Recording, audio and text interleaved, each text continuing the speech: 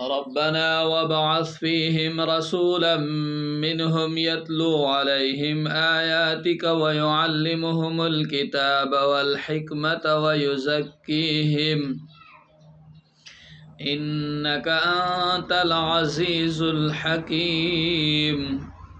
ومن يرغب عن ملة إبراهيم إلا من سفه نفسه ولقد اصطفيناه في الدنيا وإنه في الآخرة لمن الصالحين إذ قال له ربه أسلم قال أسلمت لرب العالمين ووصى بها إبراهيم بنيه ويعقوب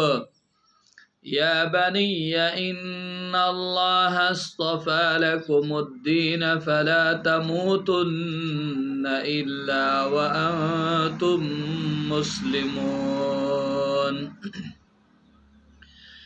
أم كنتم شهداء إذ حضر يعقوب الموت إذ قال لبنيه ما تعبدون من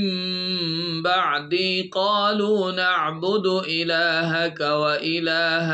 آبائك إبراهيم وإسماعيل